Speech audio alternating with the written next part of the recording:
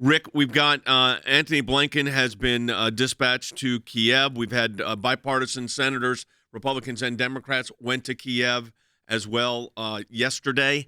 Russia is clearing out its embassies. We've been talking, you've been on this broadcast, we've been talking about this a lot. What do you sense is going on here, and why does this matter to the United States? Well, first of all, let's start with why does it matter. If you're sitting here in the United States listening to us, it really matters to your safety. The credibility of the United States, if it goes down, can create instability around the world, and certainly our troops overseas and our allies, and even potentially here at home, we could be increasing the danger and certainly the threat. And we've already seen the problems of an open border. So if you combine the fact that we have an open border with the fact that we are perceived as weak and our enemies and others are trying to take advantage of that weakness by moving into areas that would cause us to be less safe, I think that's a recipe for disaster. Now let's talk about the good news. I try to always focus on that. We have bipartisan senators, Republicans and Democrats, in Ukraine sending a very strong message. That is a fantastic message of unity. Now, will it be enough to overcome the weak diplomacy of the Biden administration? We see Biden weak, and so does the world. Certainly, so does Putin.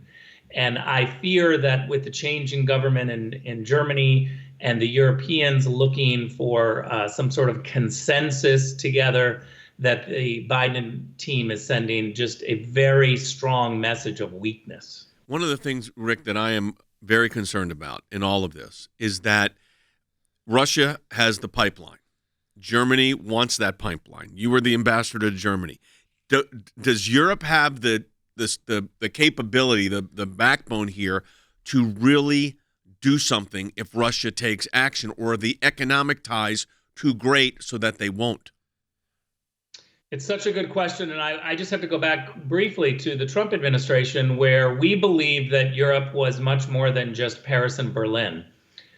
This current administration, Joe Biden, really strongly believes that Paris and Berlin are the only ones to consult and everybody else comes along. Now, that doesn't help our relationship with Eastern Europeans. If you look at the pipeline, for instance, Europe in a whole is against the pipeline. However, the strong Berlin government, the largest economy in Europe, plays a bigger role, and they've been able to bully the rest of Europe into submission. When Biden says Europe wants the pipeline, that's not true. The Europeans don't want it. The Germans want it. But my fear is it's not just a gas pipeline, it's a pipeline of influence all the way into Europe. You know, you're right. It is more than a gas pipeline. It is the influence factor. And that, I think, plays significantly into how this resolves itself. Now, you got Ukraine in a situation where they're surrounded almost, in a sense, because Belarus is also working with the Kremlin on this. Colonel Wes Smith has a comment and a question as well. Wes? Yeah, I mean, that gives them a second place to launch an invasion attack on Ukraine. It is not looking good. It appears all the indicators are that an invasion perhaps is imminent.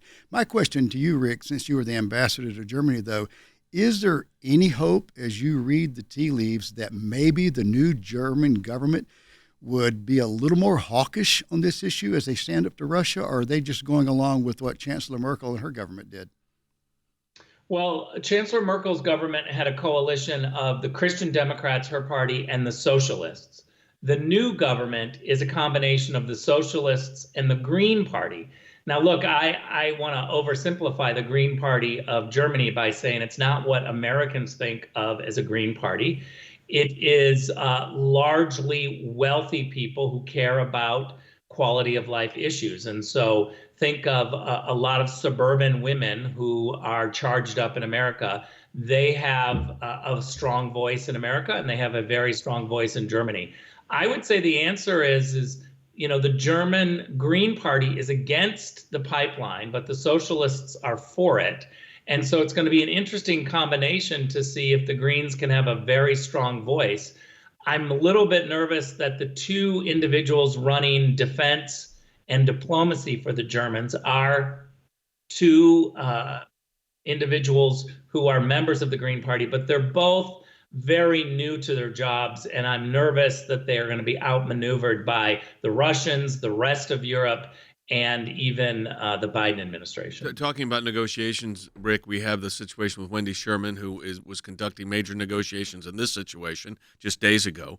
She was involved in previous administrations with negotiations with the North Koreans and with the Iranians, leading to the JCPOA. Those negotiations went nowhere, and then we had President Biden on the phone with Vladimir Putin. Do you sense, what is Russia's risk here?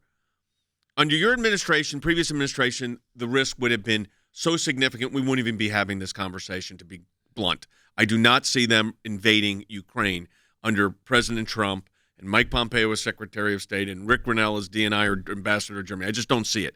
But what's the downside for the Russians now? What's the cost to them? The political game that the Russians are playing is they want to break NATO. They don't want NATO to be so strong on their doorstep. So they're trying to negotiate right now to say, you need to commit to never allowing Ukraine or others into NATO. They don't want NATO expansion.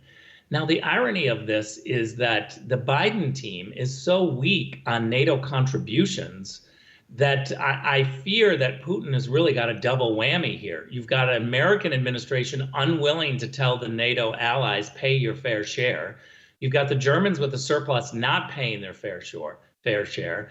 One thing that the Biden team should focus on is getting more contributions into NATO. Trump successfully did that, at the same time keeping the Russians at bay. I think that the risk right now for the Russians is to overplay their hand and instead of just threatening, somehow launch a ground war, and then you would unify the Europeans against them, at least in talk.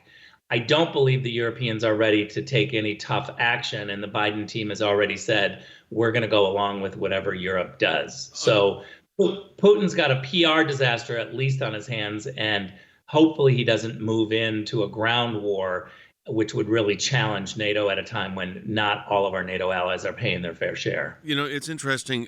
Secretary Blinken said last week that the U.S. is planning things that we've not done in the past if Russia invades Ukraine. And then we got a very interesting comment on Facebook. Jeanette on Facebook said, since it appears Russia invasion is imminent, why isn't Biden on TV sending a strong and loud message to Russia to back down? He needs to show leadership. I think a lot of people evoke images of Ronald Reagan. You think of those things when you think of a president making his moment. Yeah. And a lot of those questions are being had. So there's a lot of questions being asked on that, Rick, which is because no moment's being made here. And then you got Anthony Blinken saying, you know, we're gonna do things we haven't done in the past. What possibly could he be talking about?